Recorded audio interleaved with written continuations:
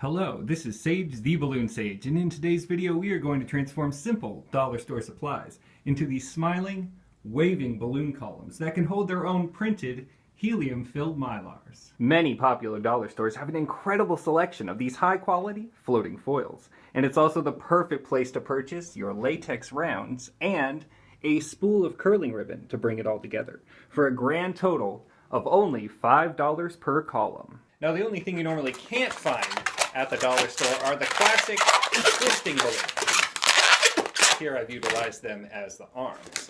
And if you aren't a twister like me, who has thousands of these lying around the house, surprisingly you can find them at most popular chain grocery stores.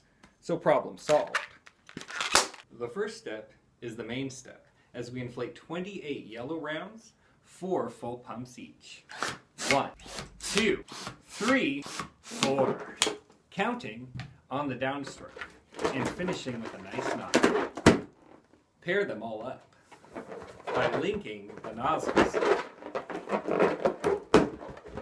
And spin the 14 pairs together, 2 at a time, to form the classic balloon column building blocks called quads. 2 pairs, spun at the centers, nice and secure. It can be a square or a diamond. With an empty water bottle, a container of salt, and an extra round balloon, you can create a simple balloon weight to anchor your decoration in place. Pour the salt into the bottle, inflate the balloon, and slip it over the top, making sure no air escapes. Sift the sand into the spherical chamber. Then just let the air escape, and knot tightly at the nozzle base. Tie the weight into the bottom center of a quad. Cut off a length of ribbon.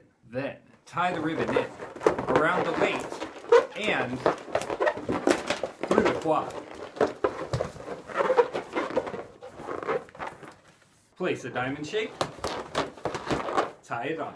Place a square shape and tie that in. Another diamond, tie it on, and you're going to want to take your ribbon all the way through from top to bottom, giving it a nice ribbon spine, holding it all together. So let's come back up. And of course you're going to want to go level to level with your ribbon. Here, making these figure eights. Here, turn it, going around, and just continue with the rest of the quads. And now it's on to the twisting portion of this tutorial with 2 260s, yellow in color, with about 4 fingers of tail. And on each one we're going to do what's called a friction sustained pinch twist. It's a bubble about this size. You take the nozzle, you spin it, pinch it, and you're left with this. So we do this on the other side. Bubble, nozzle, grab, spin, pinch, and twist. Okay, so here's the deal. We're going to make a neck, kind of like a neck for the column, and it just has to be maybe 4 or 5 fingers in length. Now what you do is take the friction sustained pinch twist on the other balloon and tie it right into that bifurcation. Tie it right there. Now you take the longer balloon and you match it right up with another cylinder twist about the same length. And we'll tie that through. Okay, if you really want to keep everything nice and secure, you push the pinch twist through the center to the other side, all the way through, there we go. And now it's guaranteed not to come undone.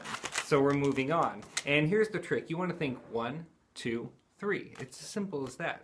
1 hand length, and you make a bend. You pull off and twist, and look at that. Wow, it's almost like magic.